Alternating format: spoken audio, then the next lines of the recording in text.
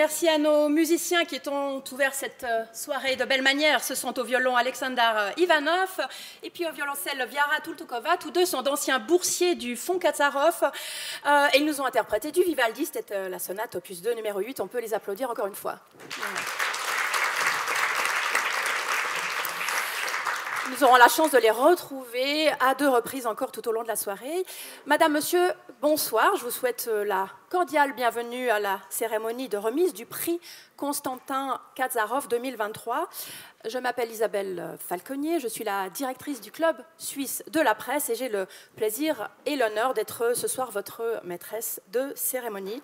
Et j'ai l'immense plaisir de passer de suite la parole au recteur de l'Université de Genève, M. Yves Flukiger. Monsieur Flukiger, vous avez la parole.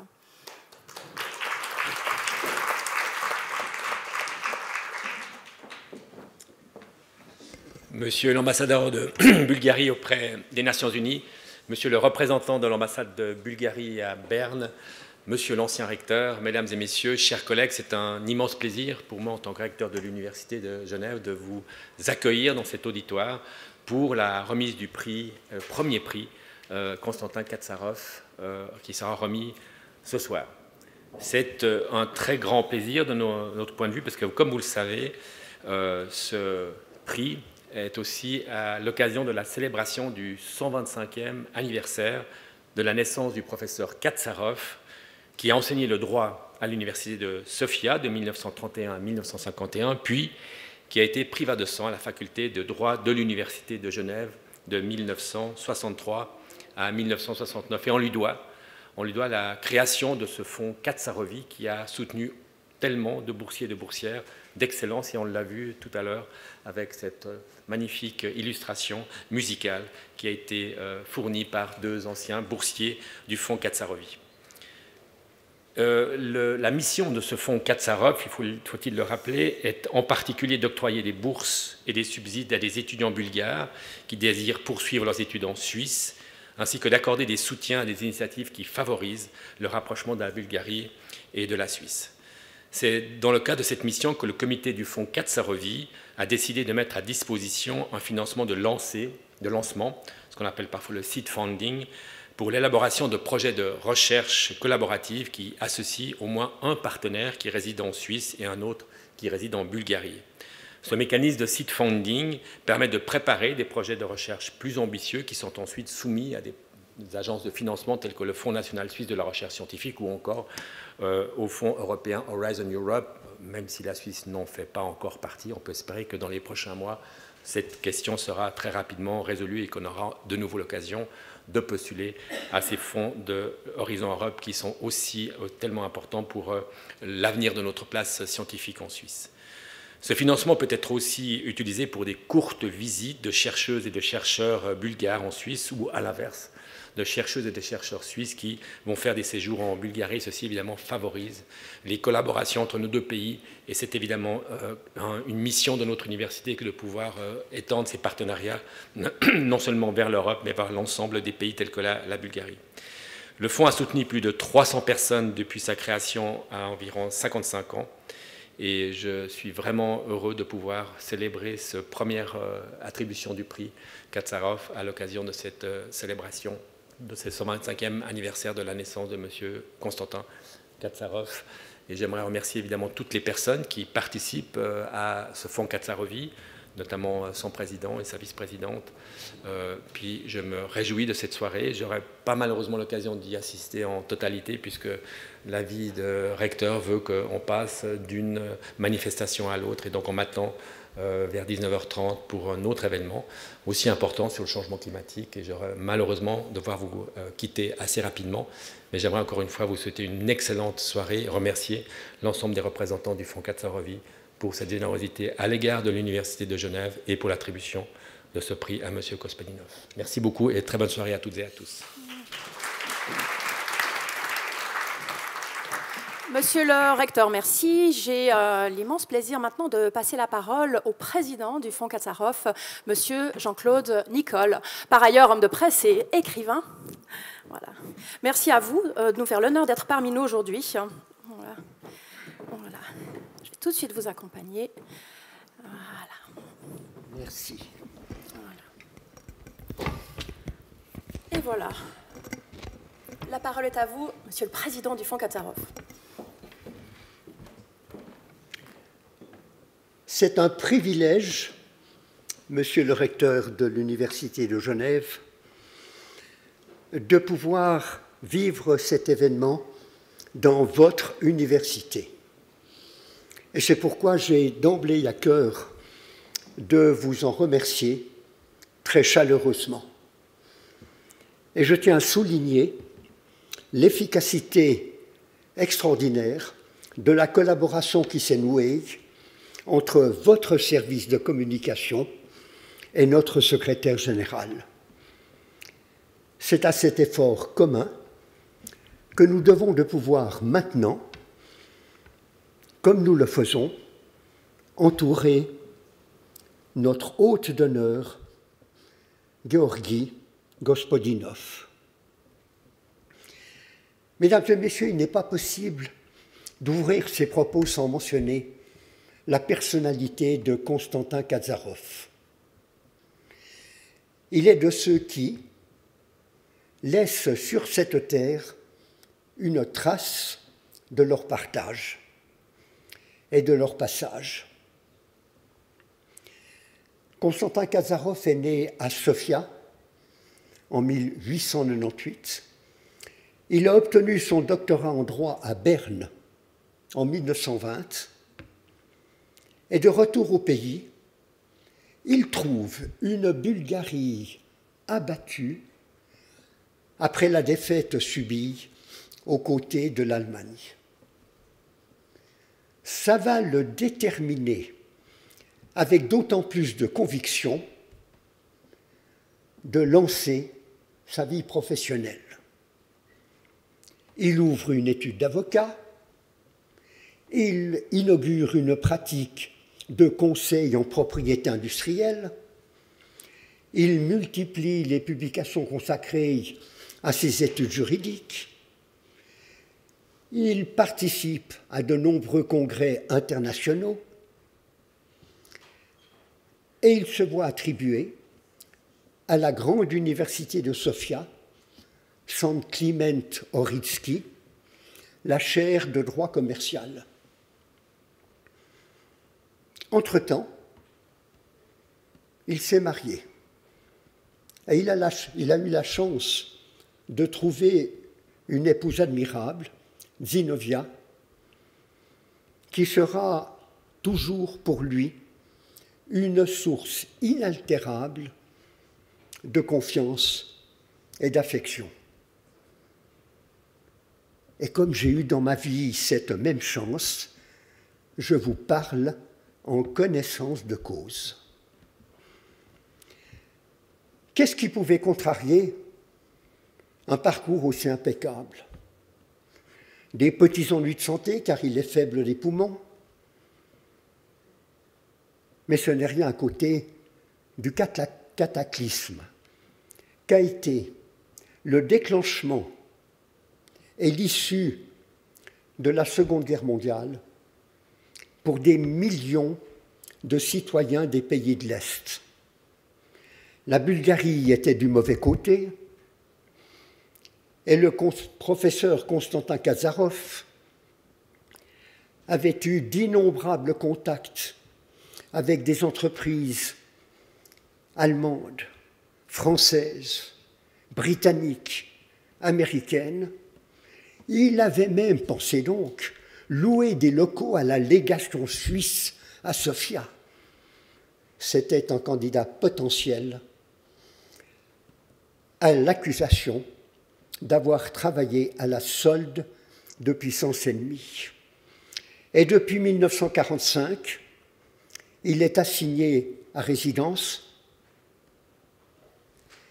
Il est soumis à la surveillance permanente de la sécurité d'État. Son bureau de consultation de propriété industrielle, qui était sa principale source de revenus, est fermé.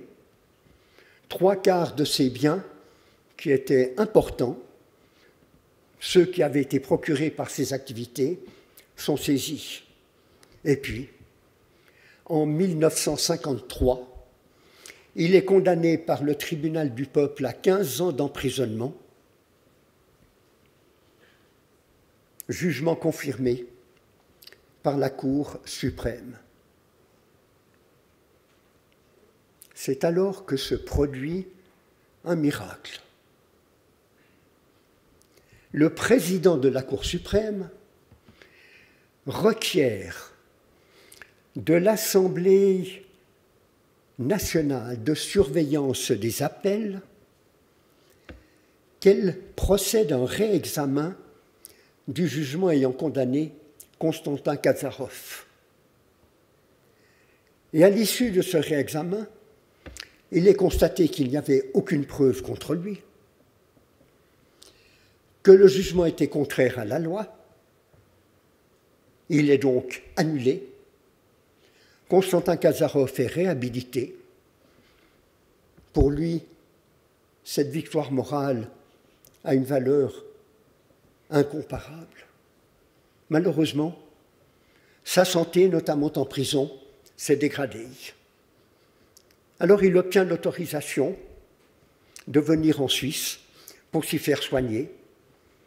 En été 1956, il est dans le sanatorium universitaire de l'Aisin. Et en octobre, il vient s'établir à Genève. C'est alors que nous nous rencontrons, car il a besoin d'un collaborateur, juriste, pour parachever l'adaptation française de sa dernière grande œuvre juridique, la théorie de la nationalisation. Il me confie ce mandat. Je vais donc pendant 2 ans travailler à ses côtés, en marge de mon stage d'avocat. À l'époque, je regarde cette canne, je ne faisais que courir. Le travail nous permet de nouer des liens, me permet de comprendre le sacrifice que nous avons demandé à ces pays de l'Est.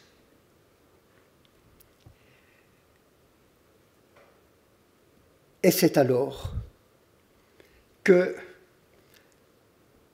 le professeur Kazarov, qui n'avait pas de moyens de subsistance, décide de créer à Genève un bureau de conseil en propriété industrielle, idée totalement novatrice à l'époque, pour déposer des modèles, des brevets et des marques dans les pays de l'Est.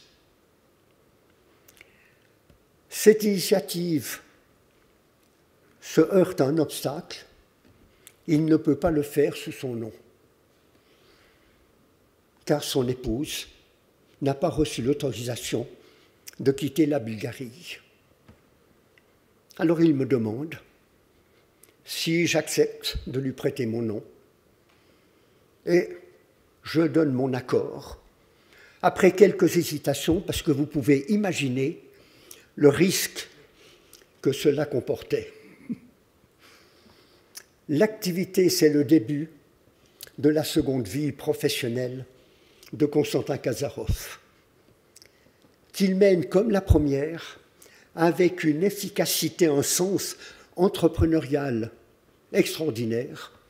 C'est un succès qui lui permet, en 1969, de réaliser sa grande idée, créer un fonds qui porte son nom auprès du Fonds général de l'Université de Genève. Il m'a demandé d'être son exécuteur testamentaire, de siéger au comité du fonds, à vie comme exécuteur testamentaire, ce que évidemment j'ai accepté. Donc j'ai été membre du premier comité. Je n'ose pas vous dire au combienième comité je suis, mais j'en suis le patriarche.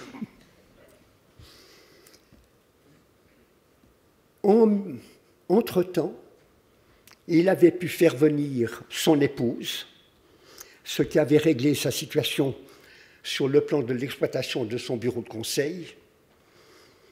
Et c'est ainsi que de 1969, naissance du fonds, à aujourd'hui, 54 ans, durant ces 54 années, comme monsieur le recteur a eu la gentillesse de le rappeler, des centaines et des centaines de bourses ont pu être attribuées à des étudiants et chercheurs bulgares, notamment à une période où sortir du rideau de fer était impossible, sauf exception.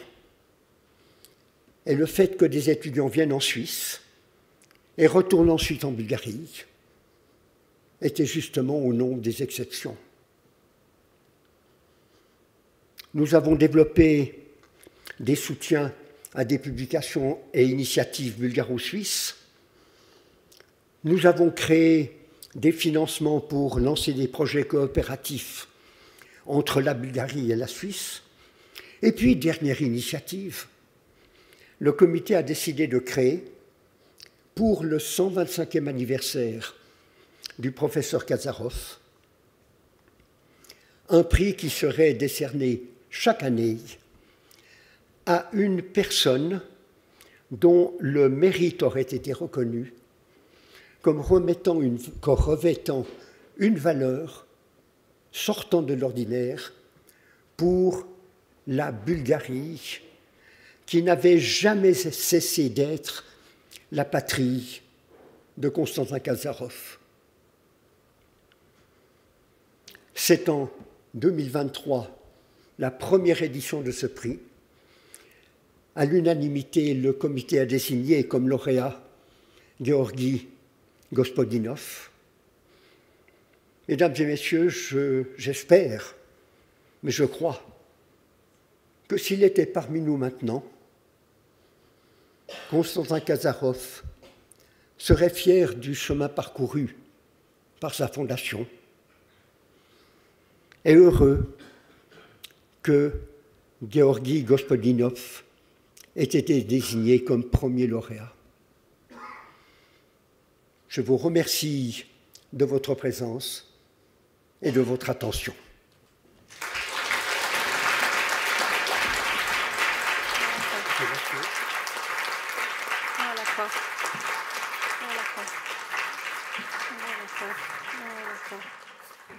Merci infiniment, Monsieur Jean-Claude Nicole, pour ce très beau discours. Et encore une fois, merci de nous faire l'honneur d'être parmi nous ce soir. Voilà. J'ai le plaisir d'inviter à rejoindre le pupitre la vice-présidente du Fonds Kazarov, Madame Laurence Boisson de Chazourne, par ailleurs professeure de droit international dans cette université de Genève. Madame Boisson de Chazourne, à vous la parole.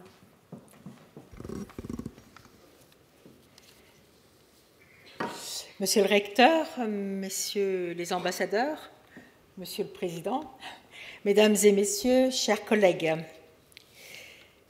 il me revient le grand honneur de prononcer la laudatio de notre lauréat, monsieur Georgi Gospodinov. Monsieur Georgi Gospodinov est né en 1968 à Yambol, au sud de la Bulgarie. Romancier, nouvelliste, poète, dramaturge, il est l'un des auteurs contemporains majeurs de l'Europe de l'Est et est lauréat de nombreux prix littéraires. Il est l'écrivain bulgare le plus traduit, il l'est en 40 langues. Paru en 2020, son troisième roman, Le pays du passé, Time Shelter en anglais, a été récompensé par le prix Strega en 2021 et par l'International Booker Prize en 2023. Le pays du passé est un jeu littéraire complexe sur le temps, la mémoire et la nostalgie. Au centre, il y a cet étrange personnage, l'insaisissable psychiatre Gaustin, créateur à Zurich d'une clinique à produire du passé. Les patients atteints d'Alzheimer ou de démence sont victimes d'une tragique perte de mémoire en fin de vie. Toutefois, ils peuvent pour de courts instants grâce au psychiatre Gaustin, se replonger dans leur passé, plus précisément dans leur décennie de prédilection, voire dans leur âge préféré, et donc raviver leurs meilleurs souvenirs. Il s'agit d'abri-temps, d'espaces temporels protégés. S'agissant de la mémoire et de l'histoire personnelle de Georgi Gospodinov, c'est son année de naissance, la fameuse année 1968, qui est prise pour prétexte littéraire d'un retour en arrière. S'ouvre de la sorte une quête personnelle et historique associant l'Europe et ses États membres et la mélancolie du passé commun apparaissant comme doublés d'angoisse. Donc la mélancolie de ce temps passé apparaît comme doublée d'angoisse diffuse et ensuite de crainte grandissante et d'effroi. Quel avenir si l'Europe tentait d'échapper au présent et cédait à la nostalgie du passé? Un référendum sur les décennies préférées des pays européens se voit organisé, y compris en Suisse, pays qui constitue par ailleurs un leitmotiv du roman. La lecture du roman se fait ainsi haletante. Sans dévoiler l'issue du scrutin, l'on retient cet avertissement sur les risques de la boîte de Pandore qui, une fois ouverte, peut lâcher les monstres discrets, les démons réveillés du passé, danger induit par la nostalgie, comme par l'oubli du passé, germe de guerre et de chaos, de l'apocalypse et de la fin du temps. Ce livre n'est pas un simple roman, c'est un ouvrage composite, hybride, un patchwork hautement érudit de romans, d'essais philosophiques et historiques, de poésie et de théâtre. Le tout enveloppé d'humour, un humour comme échappatoire, sous toutes ses formes, tantôt drôle, tantôt et le plus souvent, sarcastique, cynique, absurde, noir, mais toujours dans l'autodérision. Cher Georgi Gospodinov, dans Le pays du passé, il y a une phrase qui dit, je cite, « Moi j'étais excellent en bulgare et je suis resté ». On peut entendre par là que vous avez une connaissance authentique de l'âme bulgare, plus pessimiste qu'optimiste, fine et autocritique, mais en même temps pleine de tendresse. Vous emmenez le lecteur avec vous dans toute l'Europe, et plus loin encore, mais spécialement au-delà de l'ancien mur en l'Europe de l'Est, en Bulgarie. Vous l'embarquez dans la mémoire de l'histoire bulgare, dans les réalités et les sujets qui dominent la vie publique bulgare, dans les souvenirs que l'on peut deviner autobiographiques d'une enfance et d'une jeunesse bulgare. Mais vous l'embarquez aussi et surtout dans une balade découverte de la géographie à la fois physique et affective de Sofia, de Yambol, des bords de la mer Noire et de la Bulgarie dans son ensemble. Lieu emblématique très vivant, nature, son, couleurs, odeurs, goûts et saveurs, costumes traditionnels sont mis en scène comme une tragicommedia dell'arte à la bulgare. Et puis il y a ces personnages avec ou sans visage, avec ou sans nom, qui traversent votre texte sans oublier cette prodigieuse mélancolie bulgare, intraduisible, tellement présente dans vos écrits. Sur les pas du professeur Kazarov, vous incarnez la mémoire de la Bulgarie. Sublime coïncidence, l'International Booker Prize 2023 vous a été attribué le 23 mai dernier, la veille de la fête traditionnelle du 24 mai, célébration annuelle des lettres, de la langue et de la culture bulgare, celle-là même que vous faites rayonner dans le monde entier. Vous êtes la fierté de votre pays et nous sommes aujourd'hui heureux de vous remettre le prix 2023 et la médaille Konstantin Katsarov, médaille créée par l'artiste bulgare Vensislav Shishkov, portant l'empreinte de la Bulgarie éternelle, tellement chère au professeur Katsarov. Merci d'avoir accepté cet hommage et d'être avec nous ce soir. Au nom du Fonds Katsarovi, nous vous adressons toutes nos félicitations et nous vous appelons ici.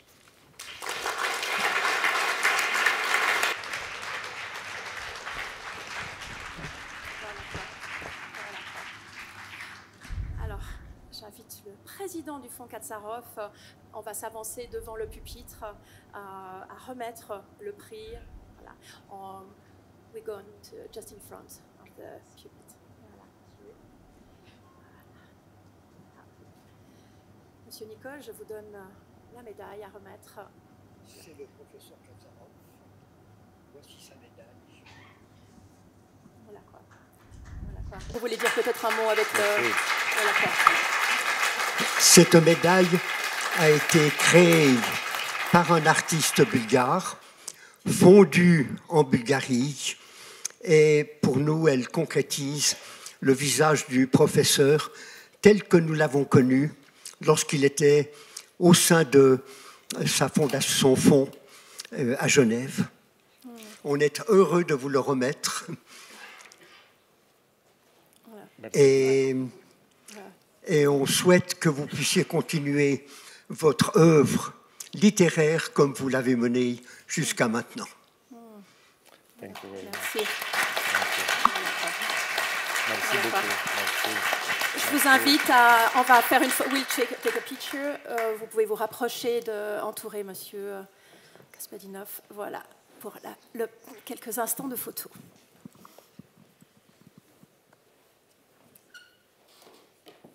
Merci. Voilà, on peut encore applaudir. Merci. Voilà. Merci beaucoup. Voilà quoi.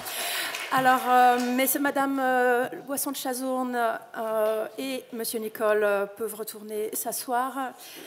Et je passe la parole, voilà, à Monsieur Gospodinov, notre lauréat, pour le mot de remerciement.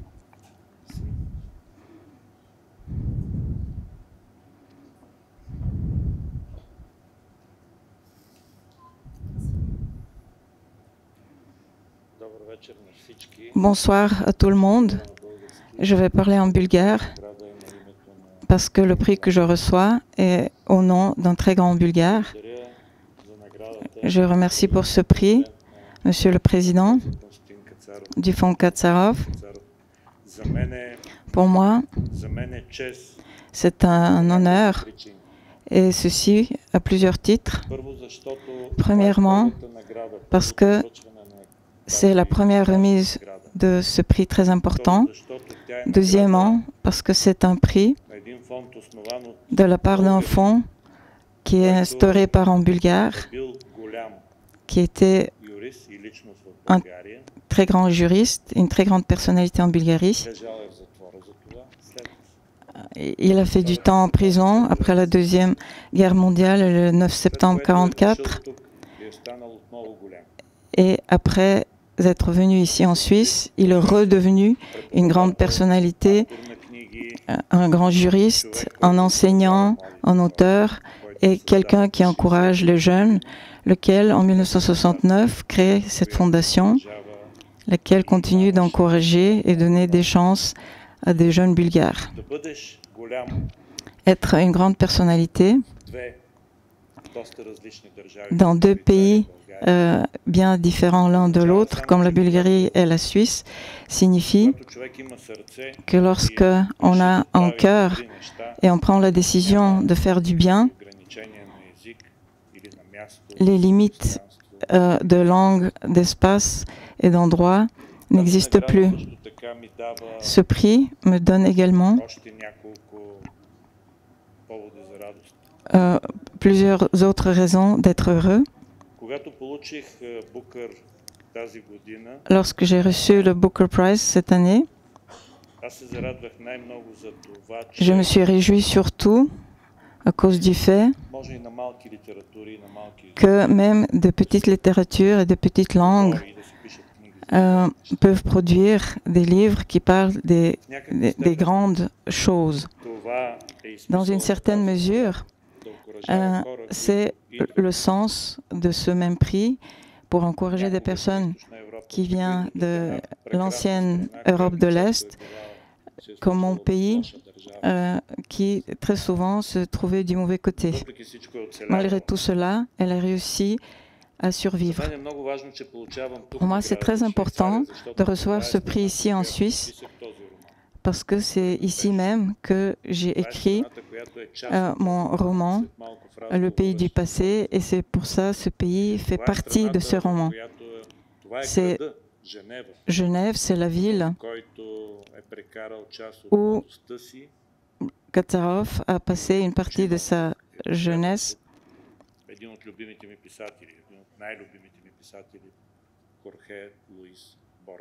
Pardon, celui qui a passé la vie ici, c'était l'écrivain Jorge Borges. Et je vais rajouter quelque chose au sujet de ce prix, au nom de Katsarov. Borges a écrit un petit texte qui dit que j'ai été une fois dans le désert, je me suis baissé, j'ai pris une poignée de sable, j'ai fait un pas et j'ai laissé tomber le sable un pas plus loin. Et quand on m'a demandé ce que j'étais en train de faire, j'ai répondu, je suis en train de changer le désert. Avec ce poignet de sable et avec ce petit pas, nous pourrons changer des desserts. Moi, je le fais avec des paroles, d'autres avec d'autres choses. Le professeur Katsarov l'a fait avec les bienfaits dans le domaine du droit. Chacun d'entre nous peut changer le désert, continuer de changer les déserts. Je vous remercie pour votre présence.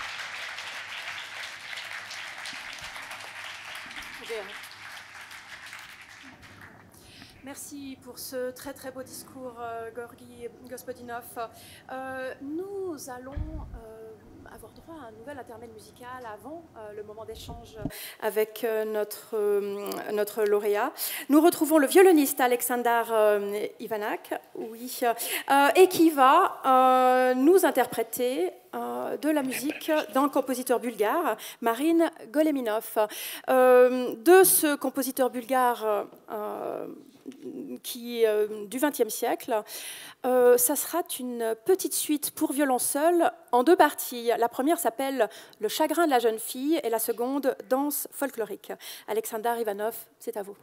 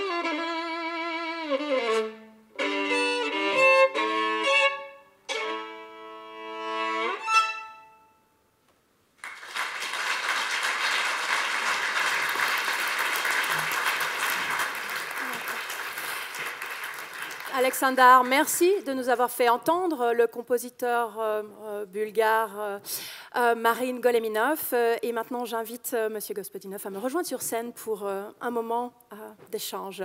On peut applaudir une nouvelle fois notre lauréat de ce soir.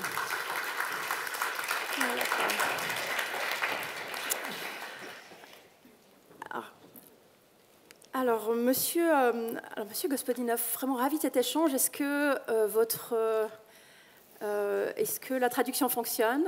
Just a moment. Yes. I'm not artificial intelligence. Yes. Technique is complicated tonight. Yeah. Is it on? Yeah, I think it's working. I'll start and we'll see if the translation is starting. So, c'est la deuxième fois que vous recevez un prix en Suisse. Is that working? yeah. Yeah, you have the translation. Okay. C'est la deuxième fois que vous recevez un prix en Suisse, puisqu'en 2016 vous avez reçu le prix. Just a moment, because I'm hearing your voice. Ah, no, alors it's not supposed to be my voice in your ear. There is another channel for Bulgaria. Is there another channel, Bulgarian? Is the channel 2, but we cannot choose channel here. Channel 2. Yeah. Est-ce que quelqu'un peut venir régler cet appareil que je ne maîtrise pas non plus? Ou est-ce que quelqu'un a le bulgare dans l'oreille et peut effectivement, voilà.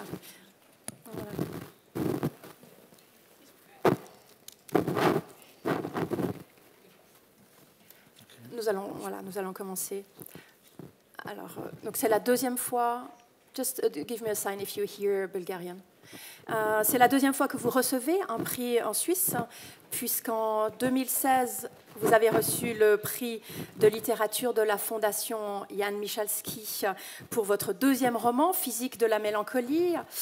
La Suisse, effectivement, tient une grande place dans votre roman, puisque la clinique qui est au cœur de l'intrigue est située à Zurich, ville que vous décrivez comme, je vous cite, aussi calme qu'un cimetière.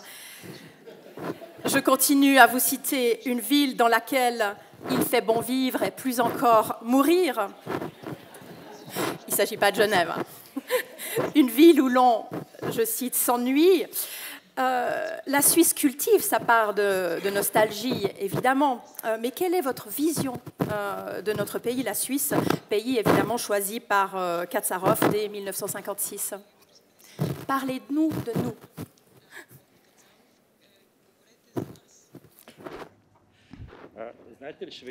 Vous savez, la Suisse a une très longue histoire dans la conscience bulgare. C'est une très longue histoire. En effet, déjà au XIXe siècle, un grand écrivain bulgare qui s'appelle Aleko Konstantinov, il a appelé la Bulgarie la Suisse des Balkans. C'est presque comme un souhait, comme si nous voulions être la Suisse des Balkans. Je ne crois pas que la Suisse ait voulu être la Bulgarie de l'Europe centrale. Peut-être je me trompe. La Suisse, c'est un endroit important dont on peut rêver. Peut-être vers la fin, on va utiliser la méthode les plus simples de communication comme dans les temps anciens. La Suisse, c'est un lieu imaginaire, un lieu de rêve. Ce n'est pas seulement un pays. C'est de un. De deux, comme je dis dans mon roman, la Suisse, c'est presque comme une île au milieu du continent européen.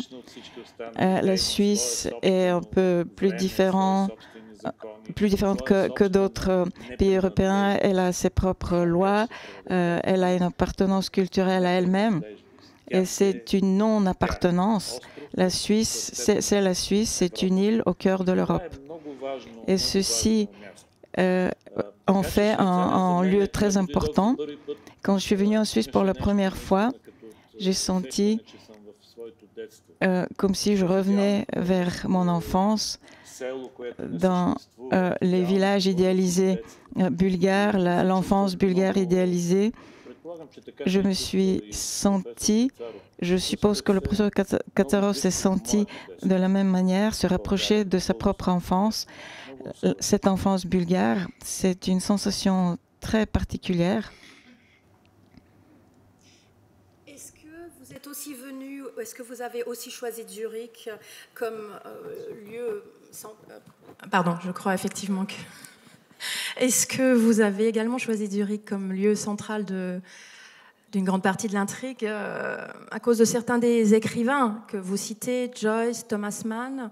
Est-ce que ces figures-là ont compté à la fois pour vous et pour le choix de Zurich comme lieu de la métaphore du voyage dans le temps? Je vous remercie pour cette question. On ne peut pas écrire un livre au sujet du temps et sans en arriver à Thomas Mann et la montagne enchantée. Et le narrateur dans mon roman Le pays du passé va passer du temps chez Gaustin, mais il finit par y rester.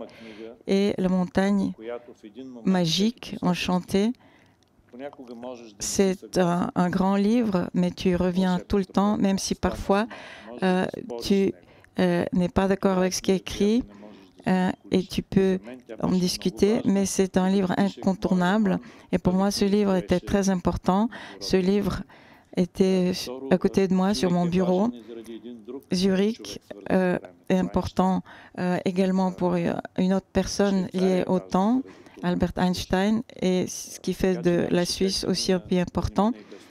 Et je ne pouvais pas m'en passer de lui, de même qu'un autre auteur très important, James Joyce, qui est enterré à Zurich. Je me rendais souvent, pendant que j'écrivais ce livre, je me rendais à la tombe de James Joyce. Le monument mortuaire est magnifique. Joyce qui fume et qui tient un livre qu'il ne lit pas. Il fume sa cigarette. Il a l'air d'avoir lu quelque chose sur lequel il veut réfléchir. Voilà un autre lien avec Zurich. J'ai habité une maison grâce à la Literature House. C'était la maison d'un grand écrivain suisse, Max Frisch. Et en face de cette maison, il se trouve une clinique psychiatrique et gériatrique qui est peinte d'une couleur de pêche. Et cette clinique est devenue le prototype de la clinique de Gaustin, cette clinique du passé. Donc, vous voyez combien de choses sont en rapport avec Zurich dans ce roman. Alors, il y a une chose qui, effectivement, vous parlez de clinique gériatrique. Il y a une chose dont nous avons tous peur, effectivement, avec l'âge venant, c'est cette fameuse maladie d'Alzheimer. Et je dois dire que j'ai été rassurée en lisant votre livre, parce que vous vous emparez de cette maladie qui est vraiment la maladie du siècle, la maladie vraiment qui nous effraie, et vous la transformez en moyen de retrouver le passé. Finalement, c'est un moyen de donner une autre image de cette maladie terrible et de la considérer moins finalement comme une mort symbolique, hein, quelque chose de mauvais, que comme une opportunité, la possibilité de s'évader et de retrouver des périodes chères. Il y avait cette envie de votre part de dédiaboliser la maladie d'Alzheimer.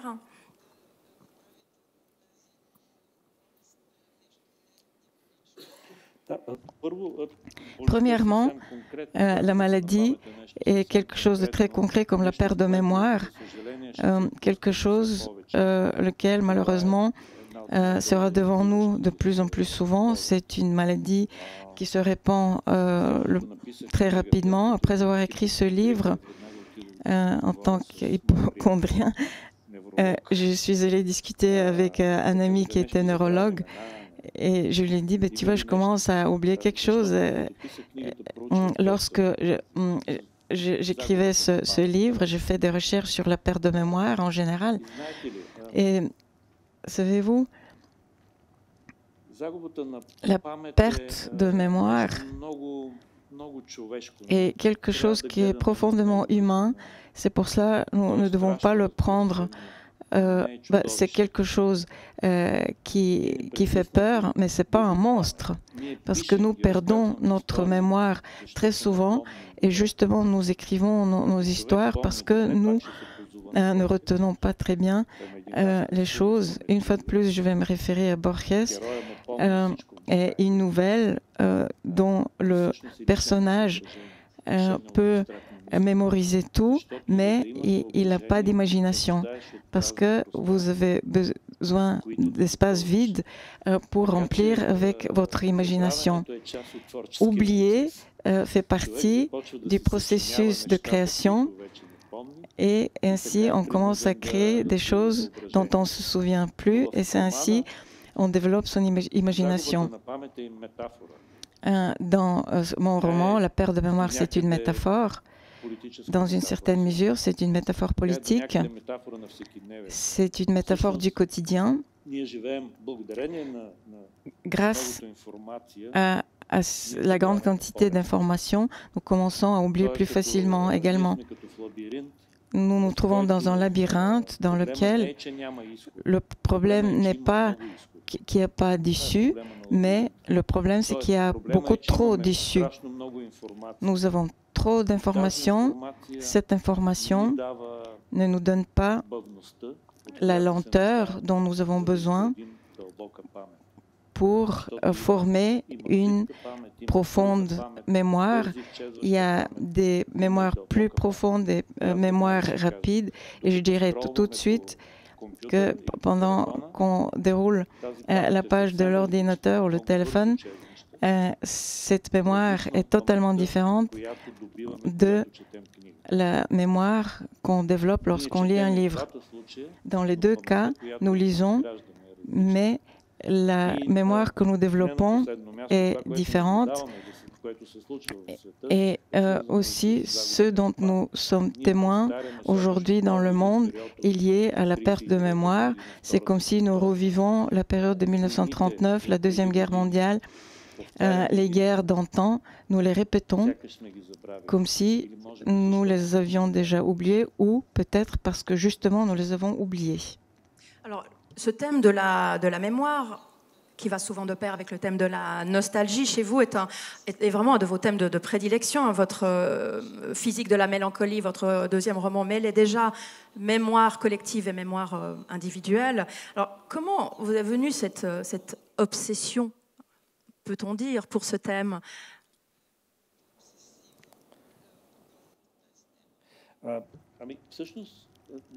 En fait, on ne peut pas écrire des livres sans travailler avec sa mémoire. Tous mes poèmes, mes nouvelles, les romans sont liés d'une manière ou d'une autre avec le passé, donc avec la mémoire. Quand je dis le passé, j'entends un passé chaud, un passé qui est dans les limites d'une vie humaine ou dans les limites de tes parents, de ta fille. Lorsque je parle du passé ou du futur, j'entends précisément ces limites. Ça ne m'intéresse pas de parler des pyramides de Gizeh. Elles vont rester pour les générations. Mais moi, je veux préserver les histoires qui vont disparaître demain. C'est ma petite tâche de préserver les petites choses, les petites histoires, de préserver la mémoire pour ces petites choses, parce que c'est de ces petites choses et petites histoires qu'est faite la vie pour que nous restions humains. Ainsi, je décris le passé qui m'intéresse et la mémoire qui m'intéresse, et dans une certaine mesure, le futur qui m'intéresse. Alors, dans votre roman, le passé intéresse aussi les États, les nations. Et votre vision des États choisissant par référendum dans quelle décennie ils souhaitent ramener leurs concitoyens est à la fois en fait très drôle, c'est hilarant, mais en même temps c'est évidemment terrifiant. Est-ce que cette nostalgie, vous la voyez des États, cette nostalgie des nations, vous la voyez comme un phénomène internationalement répandu, ou est-ce que finalement ça ne concerne que l'Occident, que l'Europe ? Bien sûr que l'Occident est concerné aussi parce que cette nostalgie, elle est partout. Il y a quelques temps, on a fait le triste gag en 2011 que la Bulgarie, c'est le pays le plus triste selon le ranking list du bonheur. Actuellement, la Bulgarie n'est pas le pays le plus triste, pas parce qu'elle est devenue un pays plus heureux, mais c'est parce que le monde est devenu un endroit trop triste et cette nostalgie, elle est répandue partout. Ce qui s'est produit avec la pandémie et les guerres actuelles ont rendu le monde un endroit commun, un endroit qui est connecté, duquel on peut partir beaucoup plus difficilement. Sous la pandémie, on ne pouvait plus dire je vais partir en Argentine ou au Pérou pour m'évader du Covid. Au Pérou, la mortalité était très élevée, tout comme en Bulgarie. Moi, je m'en suis enfuie de l'Allemagne aussi. Donc, on ne peut plus s'enfuir. On ne peut plus s'enfuir nulle part. La nostalgie est partout. Nous ne pouvons pas nous enfuir à travers l'espace. Nous ne pouvons pas nous sauver dans un autre espace parce que ça n'existe plus. Dans le passé, on pouvait quitter un pays communiste totalitaire pour s'établir ailleurs. De nos jours, ceci n'est plus valable. Il faut qu'on invente autre chose. Comment dirais-je? Quelque chose qui donne sens à la vie. Et notre problème, c'est le problème avec l'avenir proche. Sans parler de l'avenir lointain, que je ne veux même pas mentionner. Notre problème, c'est comment sauver la Terre, la nature, le monde pendant les 5 prochaines années. Et c'est de ces choses-là qu'il faut qu'on parle, ouvrir nos yeux, et on parle de délais très rapprochés, et ce qui fait peur. Ainsi, oui, pensons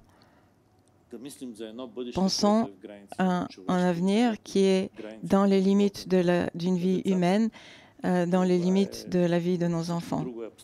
Tout le reste, c'est de l'abstraction et parfois ça peut devenir aussi de la propagande pour devenir des grandes personnes comme celles du XIIe siècle. Mais qu'est-ce que j'ai à voir avec le Xe siècle? Moi, je veux vivre normalement comme le monde vivait seulement hier. De garder en mémoire les leçons du XXe siècle. Ça, c'est le passé qui importe.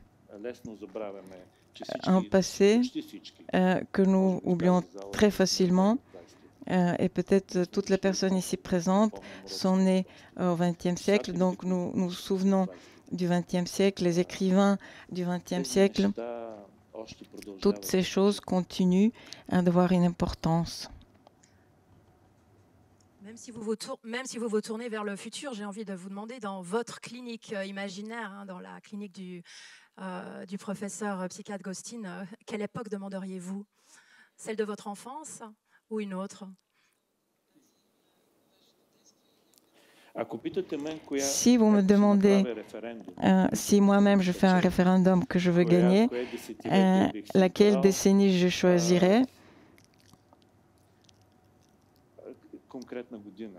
Je peux même indiquer une année précise, celle de ma naissance, 1968, mais en tant que décennie, je choisirais les années 90, parce que pour la partie de l'Europe de laquelle je viens, la Bulgarie, c'était la période où des choses très importantes ont eu lieu, des choses qui sont produites et qui ne se sont pas produites.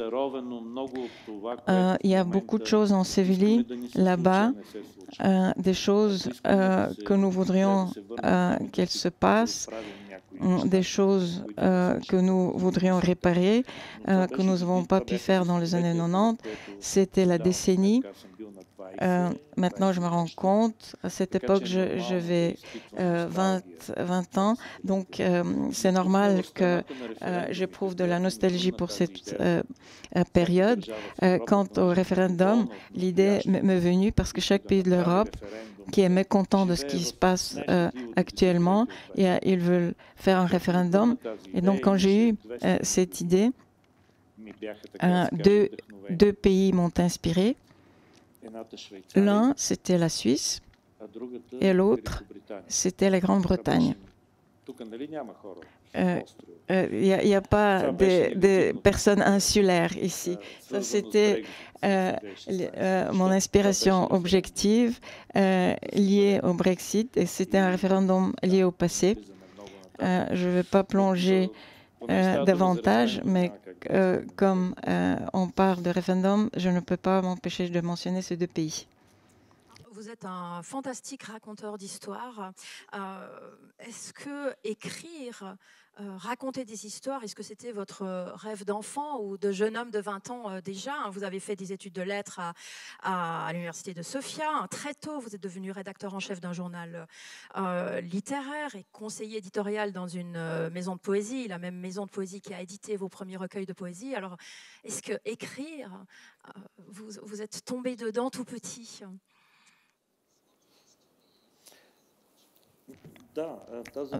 Oui, j'ai commencé à écrire très tôt, en effet. Je ne sais pas pourquoi. Lorsqu'on commence à écrire, ce n'est pas forcément parce qu'on se sent bien, c'est plutôt parce qu'on se sent seul. On écrit, après on le cache. Dans mon enfance, dans les années 70, c'était comme ça que ça se passait. Puisqu'on parle des juristes, ma propre mère est juriste et elle voulait tout le temps que je devienne juriste aussi, que je devienne avocat. Mais moi, je lui disais tout le temps, mais moi, j'aime écrire, j'aime narrer. Mais elle me disait, oh, tu sais que le droit regorge d'histoires. Tu vas écouter les histoires des gens, des crimes que tu peux aussi décrire. Donc, je ne suis pas devenue avocat. Mais jusqu'à il y a 10 ans, ma mère me répétait toujours, oui, maintenant tu es écrivain, tu écris des livres. Mais tout de même, si tu étais devenu un avocat, pour la génération de mes parents ainsi que de ma propre génération, l'avocat, c'était une profession prestigieuse. Quand j'étais petit, les enfants rêvaient de plusieurs professions. Aucune n'était celle de l'écrivain. Les garçons voulaient devenir cosmonautes ou, à la limite, des chauffeurs de transport international. Parce que nous savions que c'est, on les appelait des terriens, d'un transport international rapide, donc on les appelait des terriens. Et ces terriens avaient accès à l'Occident, ils pouvaient voyager en France, en Suisse, et puis ils ramenaient de là-bas d'immenses chocolats qu'on n'avait pas. Il y avait aussi des chewing-gums en forme de cigarettes, des anciens numéros des magazines comme des jeans, des véritables jeans. Pour nous, les enfants de l'époque, c'était inouï. Et nous, on avait le pays étranger, ça englobait tous les pays. Et tout ce qui était de bien dans ces pays que nous visiterons jamais.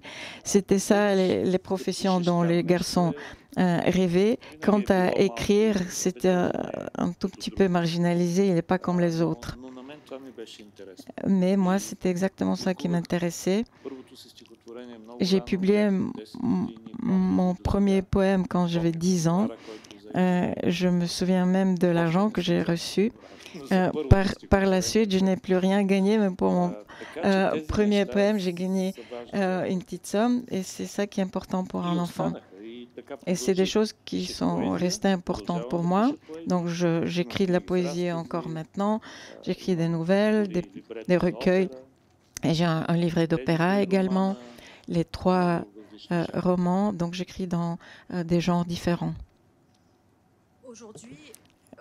Aujourd'hui, vous voyagez dans le monde entier. Vous avez reçu des prix pour vos traductions dans plusieurs pays. Quel est, à votre avis, le rôle d'un écrivain aujourd'hui dans le monde? Vous avez grandi dans un pays, dites-vous, où finalement les petits garçons ne rêvaient pas d'être écrivains. Mais finalement, est-ce qu'aujourd'hui, écrivain, c'est un rôle enviable? Quel est le rôle, la fonction? Comment voyez-vous peut-être le pouvoir aussi que vous donne la possibilité aujourd'hui d'être lu et traduit dans plusieurs dizaines de pays dans le monde?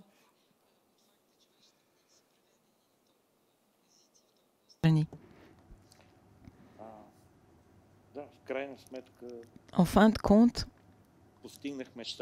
j'ai atteint le rêve des garçons de ma génération de voyager dans le monde, mais grâce à mes livres et non pas en conduisant en camion. Par rapport au fait de voyager, c'est important. Pour nous, la Bulgarie, la curiosité vers le monde, c'est une vertu qui est précieuse. Il y a des civilisations qui sont fatiguées du monde et qui ont perdu leur curiosité. Et parce que nous n'avions pas la chance de voyager pendant très longtemps, le monde était fermé pour nous. Ma génération et celle de mes parents a réussi à préserver sa curiosité vers le monde, a réussi à s'imaginer ses propres variantes des villes comme Paris, Berlin. C'était des villes qui étaient gardées dans l'imagination. Lorsque quelque chose t'interdit, tu continues à le créer, recréer dans l'imagination, d'où l'importance du sujet de voyager. Alors, quelle c'était votre question initiale au sujet du livre?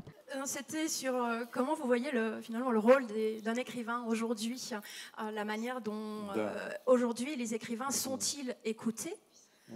Ce soir, c'est évidemment le cas, mais les messages que vous passez à travers vos livres sont-ils bien reçus? Avez-vous l'impression d'avoir effectivement un rôle reconnu aujourd'hui dans le monde? Je dois reconnaître que je suis un écrivain très heureux parce que je reçois tout le temps, comment dirais-je, il y a des gens différents qui m'adressent des paroles différentes et ça me fait croire que mes livres les ont atteints et j'ai toujours cru que la littérature peut accomplir 2 voire 3 choses très importantes. La première, c'est de consoler. Nous ne pouvons pas faire beaucoup de choses. Par exemple, prenez une histoire dans laquelle on parle de la mort d'un proche. Il s'agit de la mort de ma grand-mère et j'avais peur de m'endormir. Et elle tendait sa main et nous tenions nos mains jusqu'à ce qu'on s'endorme. Et elle lâchait ma main et moi, je continuais à dormir tout seul. À sa mort même, j'étais à côté d'elle, je tenais sa main. Et la pensée qui m'est venue, et c'est justement la dernière phrase de cette nouvelle, dans la mort et dans le rêve, on entre tout seul. Mais jusqu'à la porte, il est bien d'être accompagné. Voici ce que la littérature est capable de faire. Et c'est le rôle important de la littérature, de te faire sentir que tu n'es pas seul. C'est pour cela les uns écrivent et les autres lisent, pour ne pas se sentir seul, pour se sentir être normal, pour se rassurer qu'on ne devient pas fou et de se débrouiller dans ce monde d'une manière ou d'une autre. C'est ça le rôle de la littérature. Vous êtes aujourd'hui l'écrivain bulgare le plus lu et le plus traduit dans le monde contemporain. En quoi êtes-vous représentatif de votre pays? Qu'est-ce que vous racontez? Qu'est-ce que vos romans racontent de votre pays? Est-ce qu'en vous rencontrant, nous rencontrons la Bulgarie?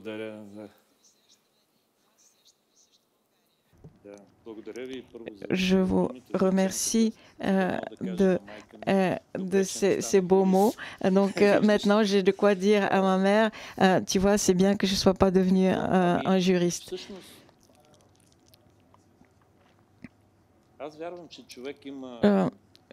Je crois que la vraie patrie de chacun d'entre nous, c'est l'enfance.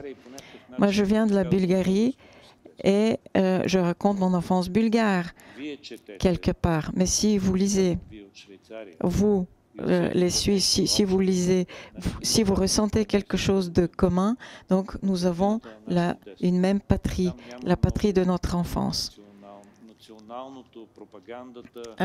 La nationalité, les idéologies, la propagande ne comptent plus dans cette patrie. Il y a des dimensions intérieures qui touchent à tout ce qui a trait à la patrie.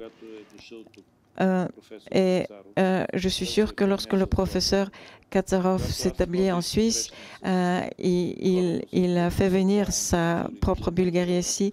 Lorsque je rencontre des gens à Zurich, à Genève, je transporte avec moi une Bulgarie invisible derrière moi. Ce n'est pas la Bulgarie exotique. Vous n'avez pas besoin de lire mes livres pour apprendre ce qui se passe dans la Bulgarie. Vous lisez nos livres pour apprendre ce qui se passe avec nous. Ce qui se passe à un endroit, la même chose se passe ailleurs. Et pour moi, les récits personnels ont toujours compté pour moi plus. Mon histoire personnelle est bulgare, mais elle est aussi bulgare qu'universelle. Et c'est pour cela, peut-être, mes livres sont lus aussi en dehors de la Bulgarie. Alors, il paraît qu'enfant, vous n'aimiez pas le Toblerone. Apprend-on dans votre livre? Est-ce que cela a changé?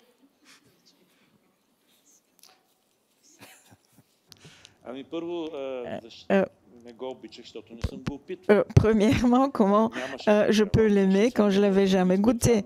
Il y avait des magasins spéciaux où il fallait payer avec des devises. Et là, il y avait aussi des œufs au chocolat. Et le 10 novembre, lorsque le mur s'est écroulé, et après, on pouvait s'acheter des Toblerone et des œufs au chocolat. À l'époque, j'avais 21 ans. Et la première chose que j'ai faite, c'était de me rendre dans un de ces magasins et de m'acheter un œuf au chocolat. Et j'avais honte. J'ai passé 20 ans, je suis un adulte et je demande à la vendeuse un œuf au chocolat. Et j'ai dû même expliquer, mais justifier devant la vendeuse, c'est pas pour moi, c'est pour mon neveu. Et je suis rentrée dans mon logement d'étudiant, j'ai fermé la porte à clé et je l'ai mangé tout seul. Et je me suis dit, mais combien c'est important que cet œuf au chocolat, si cet œuf au chocolat était venu 15 ans auparavant, comme c'est important que les cadeaux arrivent à temps. Parfois, nous parlons de manière abstraite du communisme, par exemple. Et le communisme se trouve également dans ces petites choses. Un enfant qui a envie de goûter du chocolat et doit attendre 15 ans pour goûter ce chocolat. Et ceci représente une partie du traumatisme du communisme. Communisme qui vous a aussi appris la patience, par conséquent.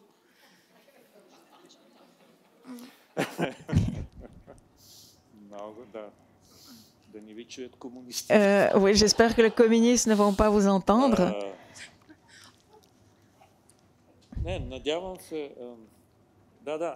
J'espère. Et peut-être c'était la chose la pire que le communisme nous a apprise d'attendre. C'était la chose qui nous a corrompus. On attendait les oranges et les bananes avant Noël. On attendait qu'il y ait de l'huile dans les magasins, on attendait des serviettes hygiéniques pour les femmes, on attendait que notre numéro pour pouvoir acheter une voiture apparaisse. Et donc tout ça prenait une quinzaine d'années. Et lorsque le 10 novembre est venu, c'était la chute bulgare du mur. C'était comme un prix de la patience pour lequel on ne s'est même pas battu. On a attendu suffisamment longtemps et le communisme s'est dégradé comme toutes les autres choses périssables qui se dégradent. Alors dites-nous sur quoi vous travaillez, qu'est-ce que vous écrivez maintenant? On va terminer là-dessus. Le pays du passé a été publié en 2020 en Bulgarie. Il fait donc déjà partie de votre mémoire. Sur quoi effectivement travaillez-vous actuellement? Sur quoi écrivez-vous?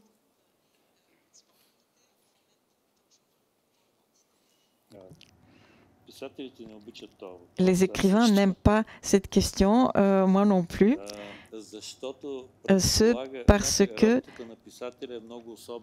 Parce que le travail de l'écrivain, c'est un travail très particulier. En venant ici ce matin dans l'avion et en me baladant autour du lac, j'étais en train de travailler. C'est un bruit permanent dans la tête qui fait naître des histoires. C'est ça la nature du travail de l'écrivain. La partie la plus facile, c'est de s'asseoir et d'écrire. Tout le reste, en fait, se passe avant. Moi, je suis un auteur très lent. Chacun des 3 romans a pris 10 ans pour paraître. Et cette fois-ci, je crois que je vais réduire cette période à 5 ans. Alors, donnez-moi 2 ans de plus, s'il vous plaît. Et on sera ravis, évidemment, de vous accueillir de nouveau à Genève pour parler de votre nouveau roman. Gorgi Gospodinov, merci infiniment pour ce moment d'échange. On peut l'applaudir. À mon tour, je vous remercie.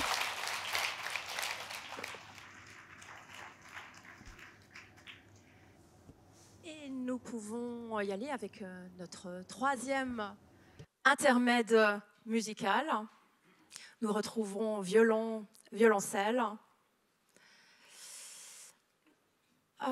Voilà. Et on accueille à nouveau Alexander Ivanov, violoniste, et Viara Tultukova, violoncelliste. Et cette fois, nous partons du côté de la Norvège avec une passagalia du compositeur norvégien Johan Halvorsen sur un thème de Handel. C'est à vous.